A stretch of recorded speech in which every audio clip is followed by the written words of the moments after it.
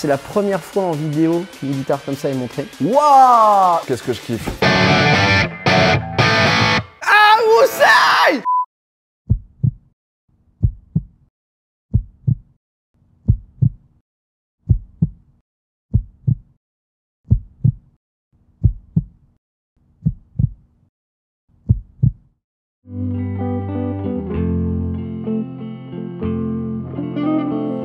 Ici c'est VG Dream Pas du tout accordé cela. Les amis, bienvenue dans cette nouvelle vidéo au cœur de la musique. On va comparer les guitares les plus chères du monde, les plus rares. Les guitares qui ont appartenu à la crème de la crème des musiciens mondiaux. Mais avant toute chose, cette vidéo est en collaboration avec NordVPN. Très simple, beaucoup d'entre vous sont en train de regarder cette vidéo sur un Wi-Fi public. NordVPN permet de bloquer les sites et les logiciels malveillants. Pareil, si vous voulez un billet d'avion, une chambre d'hôtel, c'est moins cher via NordVPN. Et ça marche aussi avec vos abonnements. Par exemple, YouTube Premium, vous allez sur le serveur d'un autre pays et vous avez des réductions. Ça marche sur plein de choses. En plus d'être le VPN le plus rapide et le plus simple du monde, vous pouvez prendre le contenu de votre choix dans n'importe quel pays. Vos séries préférées, vos films préférés. Moi, par exemple, c'est Disney+, The Mandalorian, certainement issu de faits réels. Ça marche également avec les jeux vidéo. Si vous voulez jouer à un jeu qui n'est pas disponible dans votre pays, il sera certainement disponible ailleurs. Je rappelle que c'est le mois international du VPN, El Mundo de la Muerte de la VPNas. Moins 73% sur un abonnement de 2 ans, plus 4 mois offerts, ça vaut le coup. Rendez-vous tout de suite en description. Maintenant, je vais laisser place à la note, à l'émotion et à la musique parfaite avec ces deux loupards du son. Les gars, 3, 2, 1, transition. J'adore! À tout de suite.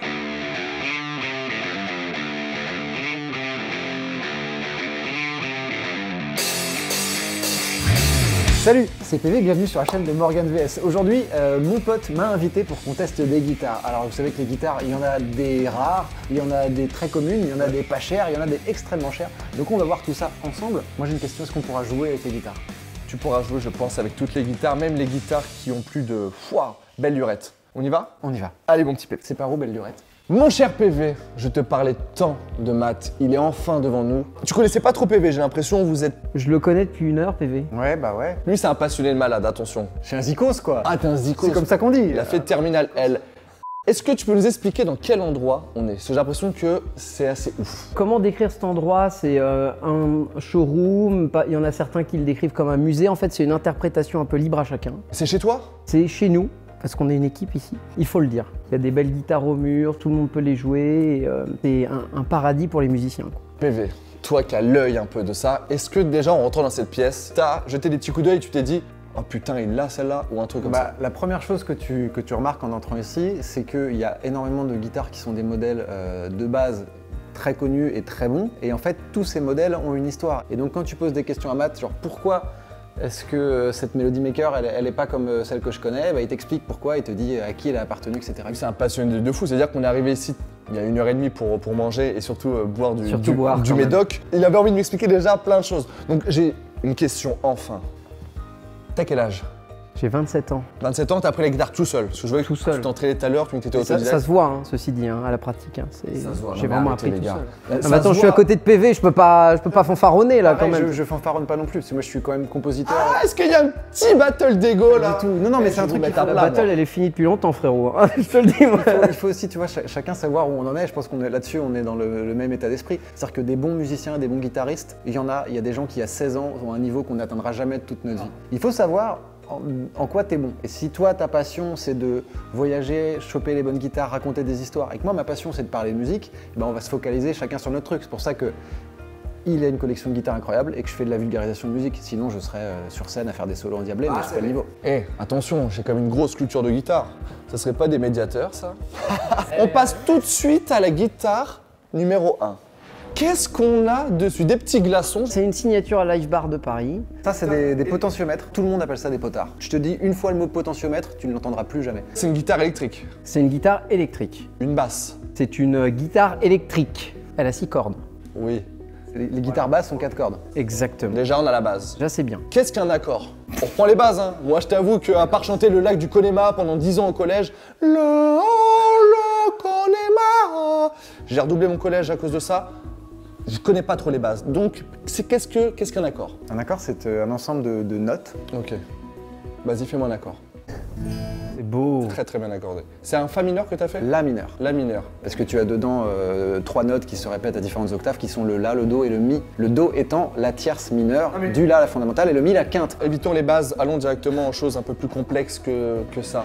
Oh, elle est lourde. Alors déjà, quand c'est lourd, ça vaut cher. Et ben en fait, elle est plutôt légère, 449 €. Très très bonne guitare pour débuter la guitare. C'est une passion qui coûte cher à la base, parce que pour commencer, tu vois, moi ma passion c'est le foot. Pour commencer le foot, il te faut un ballon à 5 balles. Après, si tu peux trouver des modèles d'entrée de gamme en électrique qui seront en dessous de 200 € et qui feront le boulot pour les toutes premières années, là on est sur quand même un instrument qui est solide, quoi. C'est un bel instrument. Elle vaut ce prix par rapport à la qualité du son, ou c'est parce que le design est beau, parce qu'elle est pratique, parce qu'il y a plein de boutons qui sont jolis? J'adore le transparent, ça va très bien avec mon T'as dit des boutons, ce sont des potous là, des potards. Ah, je suis désolé les gars, attendez, c'est une petite culture que je suis en train de me faire moi aujourd'hui. En gros, t'as la façon, les matériaux qui vont constituer la guitare. Une guitare, c'est du bois. Voilà. Là, ici, tu vois un truc qui a un effet un petit peu plastique parce que c'est peint et c'est verni. Donc, tu as une finition qui fait que tu ne vois plus le bois. Alors qu'il y a d'autres guitares où tu vois encore le bois, même quand c'est peint. Là, c'est opaque. Tu as donc la façon, les matériaux, l'électronique. En l'occurrence ici, les micros et toute une partie qui est derrière, qui est accessible à cette petite plaque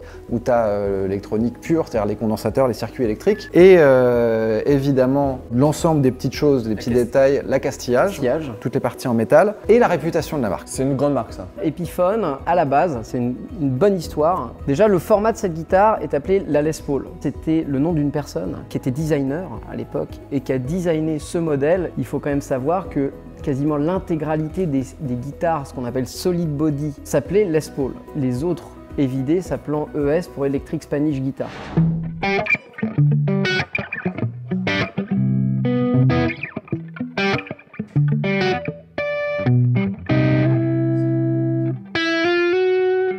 Est-ce que t'as l'oreille absolue toi? Pas du tout. Toi t'as une histoire un peu différente. Bah, j'ai été élevé par des loups en fait dans la jungle.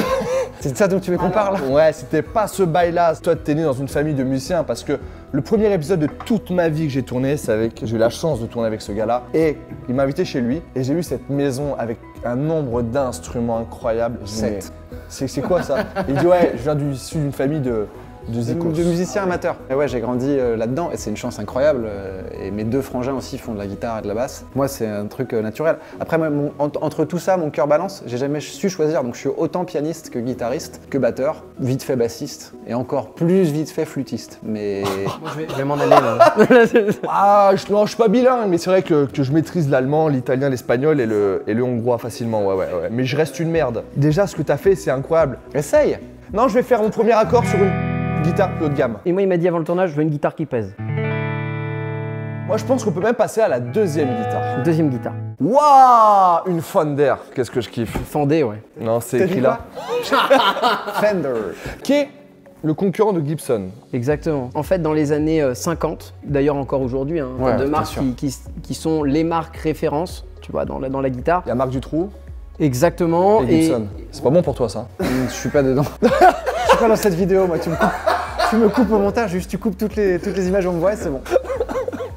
Et donc t'as deux marques qui se sont toujours un peu donné, on va dire, le dialogue et les réponses, tu vois, dans les avancées même technologiques, parce qu'une guitare électrique, c'est technologique. Hein. Dans les années 50, faut quand même pas oublier. Cette forme de guitare a été inventée par Leo Fender dans l'année 1947, début 1948. Donc tu vois, c'est un design quand même, ce qui est incroyable, c'est que c'est encore contemporain. Les classiques d'aujourd'hui, comme PV jouait l'Epiphone avant, c'est le même design depuis 70 ans, quoi. Mais l'électricité, ça arrivait en France dans les années, on va dire, 1900, etc.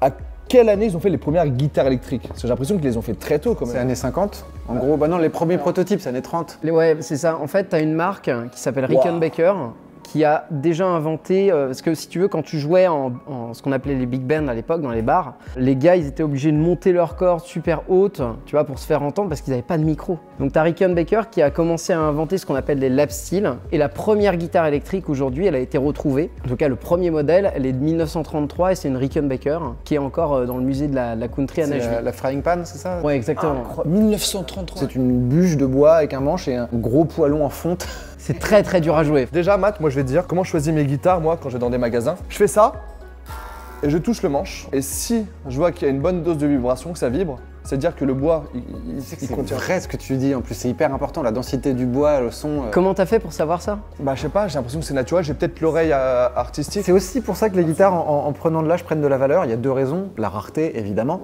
et l'autre raison c'est que le bois avec le temps sèche, et en séchant les fibres vont se resserrer, et donc il va y avoir plus de sustain, c'est-à-dire que la durée des notes va être plus importante. La Telecaster, c'est la guitare de country par excellence. Tu veux nous faire un peu de country là? Qui tombe super bien parce que je ne sais pas du tout jouer de country, mais je peux faire des petits plans, des trucs genre.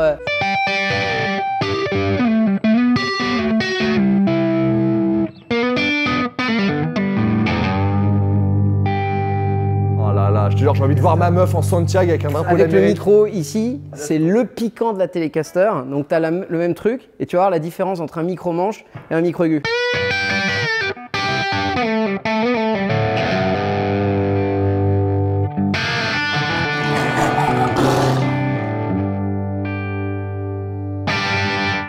C'est incroyable. Je pense que même ceux qui n'aiment pas la musique, ils rêveraient de savoir faire un instrument comme ça du jour au lendemain. Je trouve que c'est stylé. Et surtout quand tu trouves une guitare qui match le son que tu as en tête, en fait pour un guitariste, il n'y a rien de mieux, et je pense que PV sera d'accord, que de trouver sa guitare, qu'on match avec sa guitare, et de se dire ça y est, c'est la mienne, et surtout de la peaufiner avec le temps, parce que pour un guitariste, une guitare, c'est son bébé, c'est un truc intimiste, c'est un truc que tu gardes avec le temps. D'où le fait que beaucoup de guitaristes très connus ont un modèle de guitare qui ne quitte jamais. Tu verras toujours Eric Clapton avec une Stratocaster, tu verras toujours Angus Young avec une SG. Quitte à leur donner des surnoms. Hein. Par exemple, Eric Clapton, il avait une Stratocaster qui s'appelle Blackie parce qu'elle est black, et Keith Richards avait une Telecaster qu'il a appelée la Micober. Et donc là, on est sur une guitare environ entre 600 et 700 € dans le commerce, en neuf.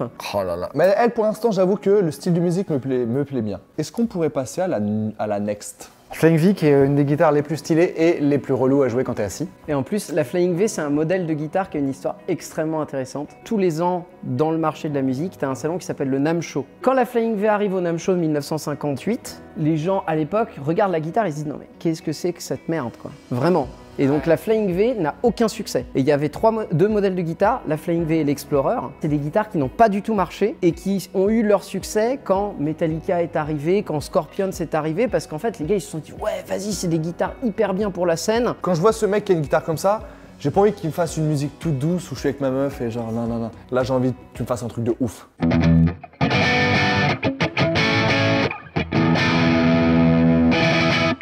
Ça envoie c'est fait pour faire du rock. Ah ouais, ça bouge. Et la particularité de cette guitare en plus, c'est que les deux micros, c'est une série limitée qu'on a fait ici. On est tombé amoureux d'une guitare qu'on verra à la fin. Et en fait, les micros étaient tellement géniaux qu'on a trouvé un génie qui travaille avec les ZZ Top, les Rolling Stones, avec Eric Clapton, avec tous les plus grands noms de la guitare. Et on a fait une série limitée pour répliquer ces micros. Donc en fait, la guitare, on a mis les micros dedans et on a répliqué le son de la guitare. Ça coûte combien une guitare comme ça? Ça, aujourd'hui, tu es entre 1200 et 1400 €. Et sans la custom. Sans les micros qui valent entre 500 et 600 €. Okay. Mais ça, c'est pas une guitare pour t'entraîner ou pour découvrir la musique. Parce que j'ai l'impression que même PV qui a l'habitude, il sait pas trop la caler, sa guitare, c'est un peu chiant. T'as des attaches sangles ici et ici, en fait c'est fait pour jouer debout. Et quand c'est debout, t'as plus l'histoire de décalage, elle bouge pas. Exactement. Et là t'es bien aligné quoi. Ouais, et très bien équilibré au final. Mais c'est vraiment une guitare qui a connu son succès dans les années 70-80 quand les groupes de heavy metal sont arrivés quoi, tout simplement. Je peux l'essayer? Tout le monde va croire que je vais faire des trucs de fou, mais non. Je vais juste la porter. Quand je l'essaye, je la porte. Ouais, c'est ça. Je t'ai quand même mis le son au cas où. Hein. Oh là là, il a pris le Mediator.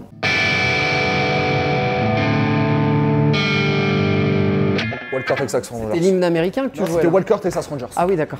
En fait, moi, je suis le genre de musicien, je t'explique, c'est que je fais un son et ensuite je choisis la musique que ça donne. Je fais un son, j'essaie de me rappeler à quoi ça me fait penser, voilà. Oh, il a fait tomber! Tu sais que le Mediator, ça coûte très très cher, ça. On est au moins sur du 20 centimes là. Oui, mais parce que oui, c'est vrai, je sais pas si t'es comme ça. Mais voilà, la Flying V, c'est une guitare hyper intéressante parce c'est peut-être le plus gros revival de l'histoire de la guitare électrique. Allez, fais-nous un petit son. Allez, on va faire péter les basses.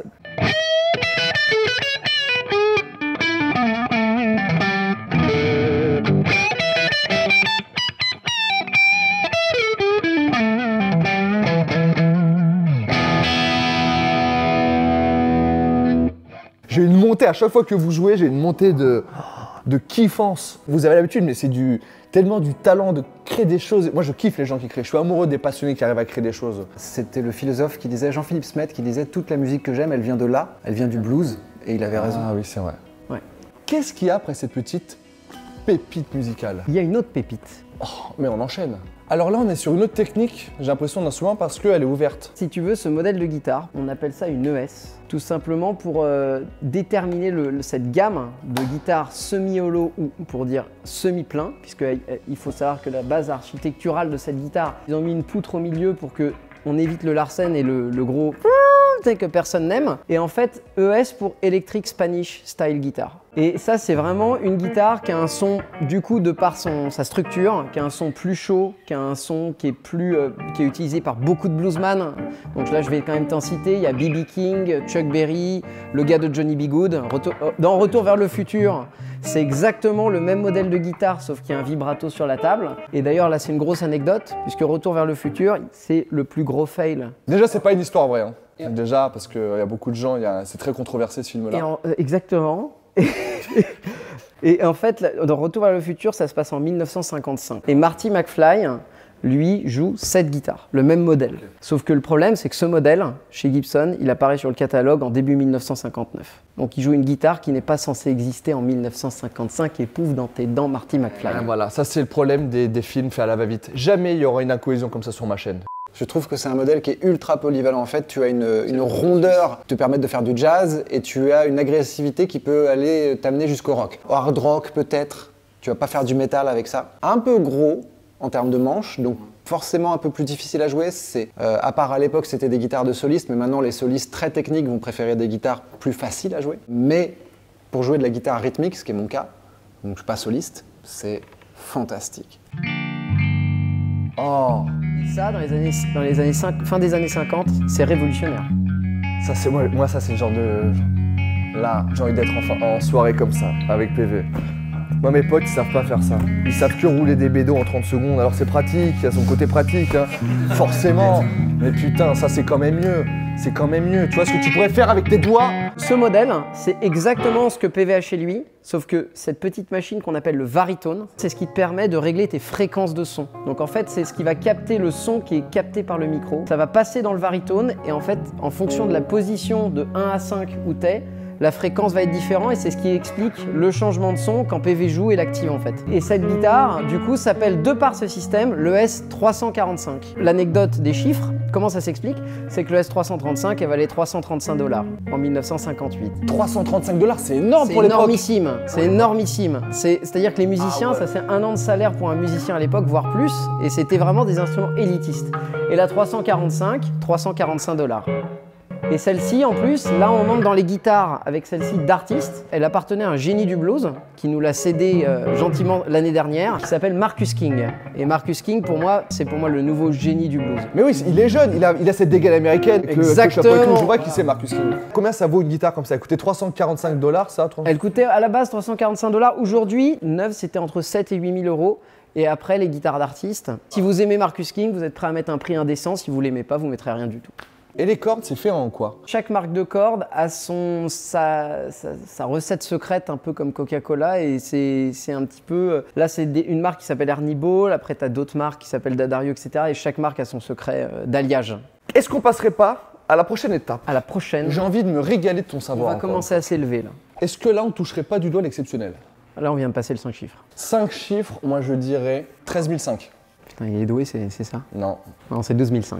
Ah, j'étais pas loin. Là, je te parlais de guitare en série limitée. Celle-ci a été designée entièrement par Joe Perry, qui est le guitariste d'Aerosmith. Et le truc avec cette guitare, c'est que tu vois, contrairement aux autres Les Paul, elle est beaucoup plus fine. On voit qu'elle a servi, en tout cas. Et alors, c'est ça le truc. Comme les guitares anciennes valent très cher, les gens, ils veulent avoir l'effet d'une guitare ancienne. Ce qui veut dire que tout ce que tu vois sur cette guitare, ici par exemple, etc., ça c'est fait à la main. C'est pour faire croire qu'elle a servi. Elle paraît ancienne parce qu'elle est rayée, le vernis, le bois est mort. Mais en fait, c'est un queumé, il a pris du papier de verre, il a bon allez, je vais la niquer, je vais la vendre cher. Elle est neuve, la guitare. Cette guitare n'a jamais joué. Je peux la dépuceler? Allez, vas-y. C'est toi Castoner. T'es bien là. Là, t'es parfaitement placé. Je peux pas les écarter plus mes doigts. Wesh! Attends! Pourquoi je peux pas écarter mes doigts? J'ai un problème psychomoteur. Là, t'étais parfait, Morgane. Regarde, on va le faire ensemble. Ouais. T'es prêt? Et vas-y. C'est le premier accord de C'est pas l'homme qui prend la mer. C'est ça. Tagada. C'est pas l'homme qui prend la mer. C'est pas l'homme qui prend la mer, c'est la mer qui prend l'homme. C'était ton premier accord. C'est très stressant. Je préfère quand tu pratiques.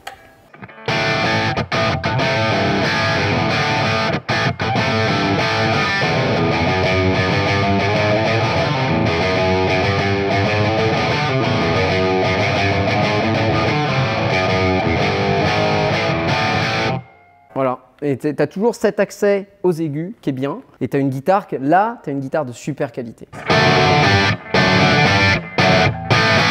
Ah, Moussaï! Pardon. Putain, c'est bon Ah ouais, non, c'est quand la musique prend le dessus. J'avais une vraie question, vous qui êtes musicien, donc toi PV, tu fais aussi du piano, etc. Est-ce que vraiment, le fait de jouer de la guitare, d'être guitariste, est-ce que ça aide à baiser? Alors, ouais. Ah oui. Mais voilà! Après, il faut remettre dans son contexte. À 16-17 ans, oui. Alors oui, à 16-17 ans, parce que sur la plage, quand il fait noir et qu'en fait le physique, vraiment on a tous nos chances pareilles parce qu'on voit plus rien. Si tu veux les attirer, tu as des parades nuptiales, comme par exemple jouer Alléluia de Jeff Buckley, ça c'est une parade nuptiale. Les bâtards, ils ont leur truc! Attends, non mais c'est cliché, mais ça marche. Tout de suite, le top 3 des sons pour baiser en guitare.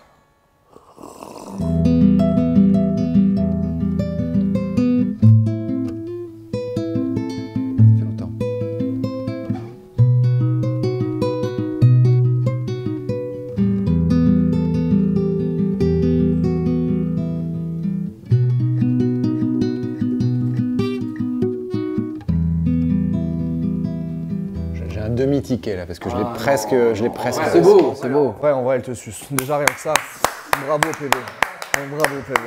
Non mais c'est incroyable. Non mais c'est quoi déjà cette musique? Parce que je la connais mais je suis incapable de mettre. Le film Jeux interdits. Ah, magnifique. Sur une guitare classique donc. Et c'est la plus vieille guitare du shop. Cette guitare, elle est de 1884. 1884 et PV a joué dessus. Elle est 1884 et elle a attendu quand même, si mes calculs sont exacts et que j'ai pas eu mon bac, plus de 137 ans pour que PV joue dessus.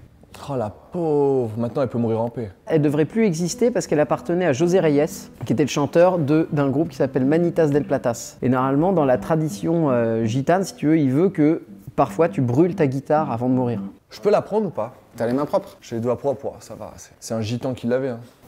Allez, hop là! Hop là! Allez, cette gecko qui va mettre une patate de forain. C'est un arrêt de mort qui est signé en direct là.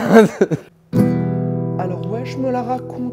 Moi, ouais, je déconne. Non, c'est pas l'école qui nous a dicté nos corps. Pas mal.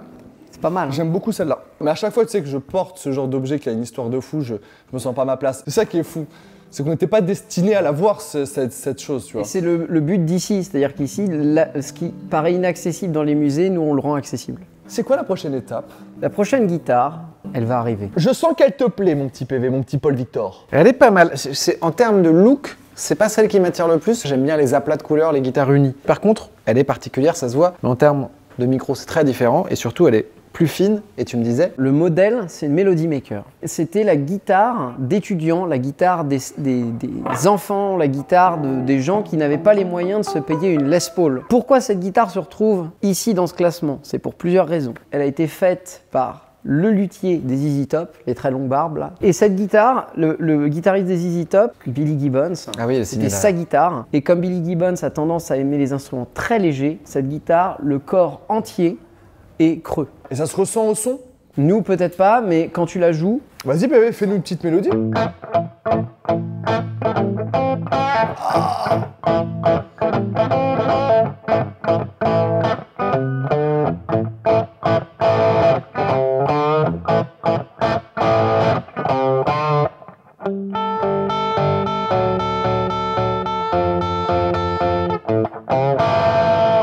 Il a un gros kiff, le PV.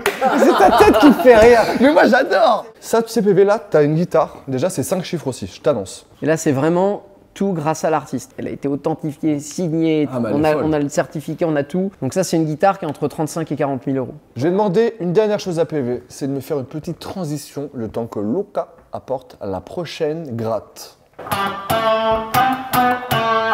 On est sur un bel objet, là. Pour moi, c'est une merveille. Cette guitare, on est encore dans les ZZ Top. Il faut savoir que c'est un mec très loufoque dans ses guitares. Il aime bien toujours designer des nouveaux trucs. Et là, il dit à Gibson, écoutez, les gars, moi je veux une guitare complètement unique, qui a jamais été faite, qui reprend en fait le manche de la guitare en V, de la Flying V, et un corps de Gibson SG. Le fait que je m'y connaisse pas trop, c'est que je sais jamais, tu vois, si c'est fait pour le design ou si c'est fait pour la symphonie. Là, pour le coup, c'est que du design. Ok. C'est que du design, et en plus, comme les bois utilisés sont fous, ça sonne la mort. Ah bah vas-y, sonne-moi la mort. Encore déjà les mecs en commentaire dire ça sonne comment la mort, bah ça sonne comme ça. Vas-y.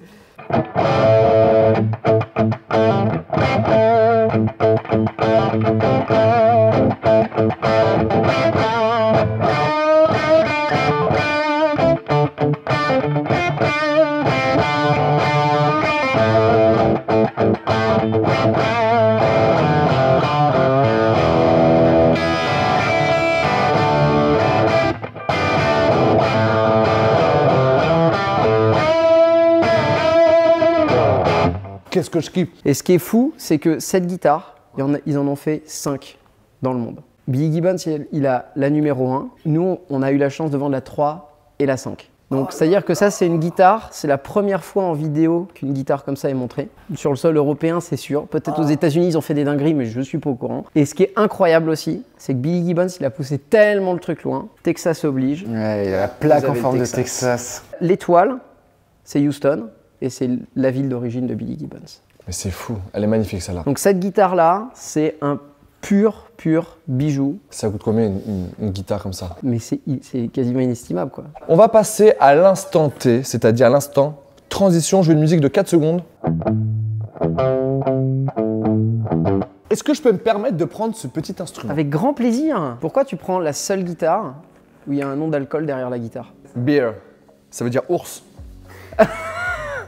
En fait, ça, c'est toujours le guitariste des ZZ Top. Regarde, elle est signée J'ai aussi. vu Billy Boo. Billy Bo, ça c'est le modèle, parce qu'en fait, elle est inspirée de 2 guitaristes qui s'appellent Billy Gibbons pour ZZ Top et Bo Diddley. Et Gretsch avait sorti un modèle dans les années 50 pour Bo Diddley, et en fait, Billy Gibbons l'a redesigné en un peu plus moderne et ça donnait la Billy Bo. Et ça, la guitare que tu tiens, c'est la guitare ce qu'on appelle du live au Texas à ZZ Top. Donc c'est le live en DVD le plus vendu de l'histoire de ZZ Top. Et dans ce live, à un moment donné, il joue, il fait une note et tout en maintenant la note, il retourne la guitare, il fait beer.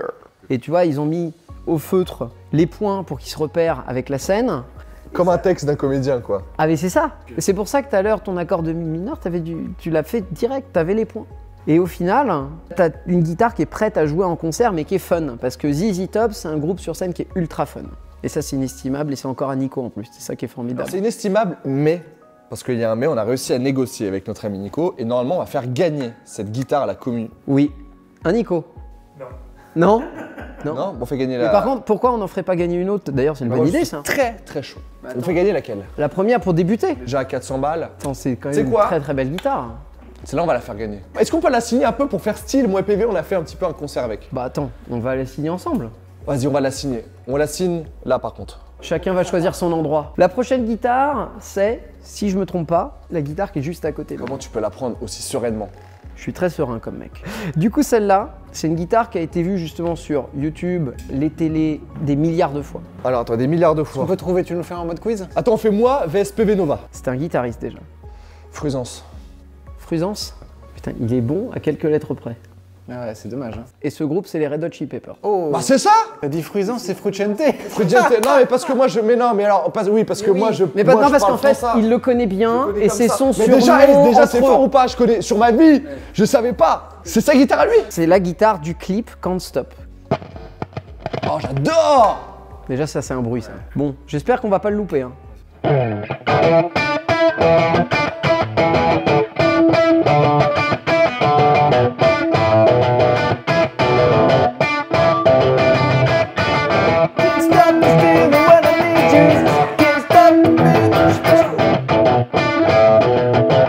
Voilà, tout ça, voilà, tout ça. Donc ça n'est pas John Frusciante, je ne suis pas Anthony Kiddis, mais...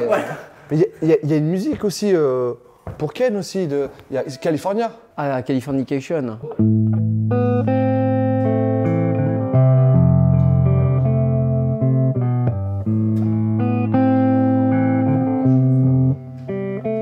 Moi ça frère, j'ai plus de faire. Là j'ai envie que tu fasses un concert. Et c'est la première fois qu'elle est montrée en vidéo. Et c'est pas celle de Nico, on est désolé. Elle est à toi celle-là. Ça, c'est à nous. C'est la seule au monde. Elle était chez un collectionneur qui l'a gardée pour lui, etc. Et nous, comme on est fan des Red Hot, on a réussi à lui racheter il y a quelques mois.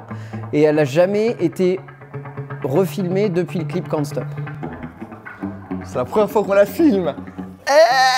Franchement, entre toi et moi, est-ce que tu peux lui faire honneur en faisant un accord de mi mineur branché? Allez vas-y. D'ailleurs, on peut dire que ça va devenir l'accord Morgan VS à la fin. Je vais pas vanter mais je sens que quand tu fais ça, cette guitare a la chair de poule. D'où les paillettes. Ah, j'aime bien celui-là, Il est hargneux, hein. les plus grinçants. Il s'appelait Miguel Esposito. C'est incroyable. Déjà, cette guitare qui n'a pas été filmée depuis. Pour le coup, elle va être vue sur scène à l'avenir par d'autres musiciens, puisque notre délire, c'est vraiment de les partager. De redonner vie, je suis d'accord avec toi. Donc c'est de les faire vivre et de les partager et de donner du plaisir à d'autres passionnés. Cette phrase non écrite mais tellement bien dit. Comment tu vas réussir maintenant à mettre le curseur plus haut que ça? On en a d'autres. Et celle-là, honnêtement, quand même, pour te fixer un budget de prix, elle a été estimée par plusieurs maisons d'enchères. Ça a été estimé à 75 100 000. Et en plus, on peut la jouer, quoi. La prochaine. Oh, alors déjà, celle-là, Alors je là. la trouve différente, j'aime beaucoup. Là, on commence à entrer dans des instruments qui ont été faits par an à moins de 100 ou 200 exemplaires. Et elle est 1955. Moi, je m'en rends pas compte. Un instrument comme ça, si tu veux, ça vaut entre 30 et 40 000 euros. Mais cette guitare, elle a eu 2 propriétaires extrêmement célèbres. Elle appartenait à un guitariste qui s'appelle Paul Kossoff, qui est du groupe Free, le fameux riff du...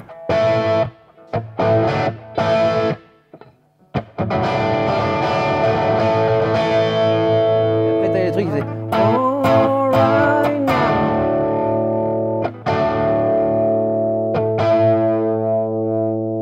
C'est très connu. Comment tu fais? Je te vois, tu fais ça et je vois qu'il n'y a qu'une corde qui bouge. Tu arrives à taper des fois le... Bah là, il y en a plusieurs, il y a plusieurs notes, mais il y a une Il corde. étouffe avec sa main gauche. Exactement. Ça a été la première guitare très sérieuse de Paul Kossoff, donc de Free. C'est une guitare qui lui a été ramenée par son père David, qui était acteur, donc il voyageait un peu, parce que c'était pas très courant d'avoir des très belles Gibson à cette époque-là. Et il lui a ramené de New York en 1965. Paul Kossoff joue dans son groupe, il s'appelle les Black Cat Bones avec. Il croise Eric Clapton. Et nous, on a appris en lisant le livre de Paul Kossoff, sa biographie officielle, où on répertorie tout son matériel, que cette guitare, en fait, elle a été jouée par Eric Clapton dans les années 60 pendant 2 ans, dans son premier groupe qui est légendaire pour les guitaristes, Ah, Cream. Cream. Bah, t'as un riff qui est très connu, qui est...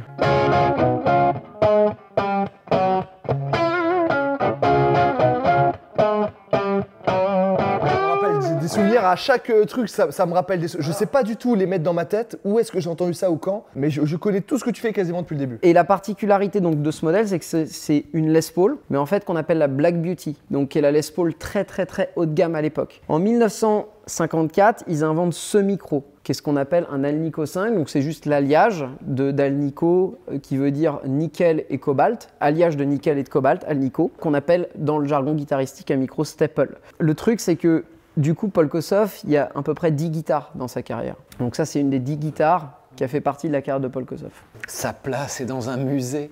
Indiana Jones.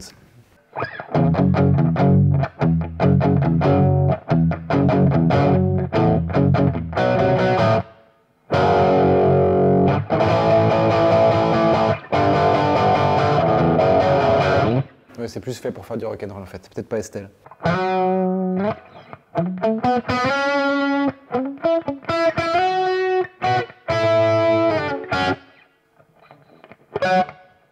J'ai l'impression que PV, ce que j'aime bien, c'est que dès que tu as une guitare, je t'observe depuis tout à l'heure, c'est que tu tentes et ensuite essaie de trouver quel style de musique va le mieux avec cette guitare pour ensuite la faire.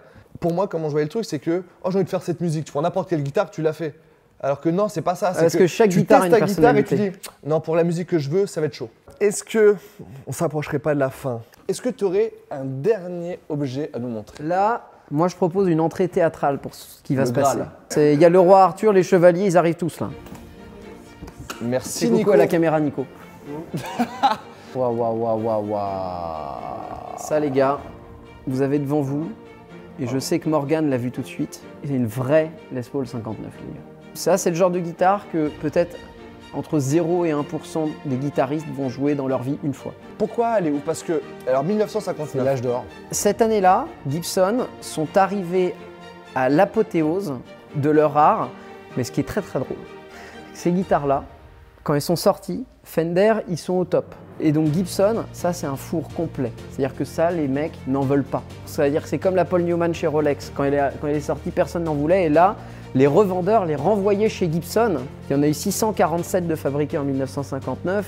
Et les mecs les renvoyaient chez Gibson pour dire non mais attendez, moi j'en veux pas de ta merde. Tu la reprends, moi je la vends pas, c'est invendable. Parce que là elle est jaune, tu vois, elle est assez jaunie. Et en fait, si tu vois, Ici, il y a quand même une trace un petit peu plus rougeâtre, qui s'est pas transformée, qui n'a pas tiré vers le jaune en patine avec le temps. C'est pour ça que cette guitare, elle s'appelle Spot, parce qu'en anglais, un spot, c'est un lieu, un endroit, et ce spot est resté rouge comme à l'origine. Et ces guitares-là, en fait, on les mettait en vitrine, elles étaient rouges vifs à la base, et les mecs les mettaient en vitrine avec le soleil, elles tournaient au jaune. Attends, tu viens de payer une Gibson, produit de luxe, tu mets ta guitare en vitrine, 15 jours après elle est jaune. Je fais jouer ma garantie constructeur, vous la reprenez. Et au final, du coup, ces guitares n'étaient pas du tout recherchées. Et en 1964, un certain Keith Richards, qui vient de fonder depuis 2 ans les Rolling Stones, ils n'ont pas encore beaucoup de pognon, ils jouent au Ed Sullivan Show parce qu'ils viennent d'enregistrer I Can't Get No Satisfaction. Et Keith Richards, il dit quand même, moi j'aime bien cette guitare, elle est sympa, elle est pas très chère, j'ai pas beaucoup de matos, je la prends. Alors c'était de la qualité de ouf, c'est juste une question de couleur, tu es en train de me C'était une dire. question de couleur et surtout à l'époque, ça ne correspondait pas du tout au style. Et le truc, c'est que les rockers, ayant moins d'argent et ayant un style plus excentrique à la guitare, se sont mis d'accord très facilement avec ce genre de modèle. Et Keith Richards est le premier de l'histoire à être filmé en noir et blanc avec son petit costard cravate, à jouer une Les Paul Standard 1959 et c'est devenu une guitare mythique parce que tous les sons en rock'n'roll 70s, ça vient de ces guitares-là. Bah allez-y les gars, moi en vrai j'ai envie d'entendre ce son là. Oh là là là là. Ça, c'est un truc de fou.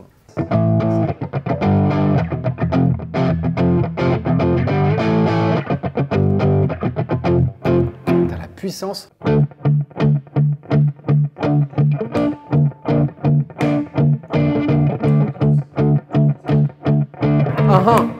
Morgan VS. His palms are sweating. It's done. On t'attend là. Là, on c'est était en place pour toi là. en fait. ouais, mais c'est parce que je pouvais pas non plus faire trop. Ouais, de trucs et non puis c'est plus. impressionnant après. Ouais. Tu restes la star de l'épisode.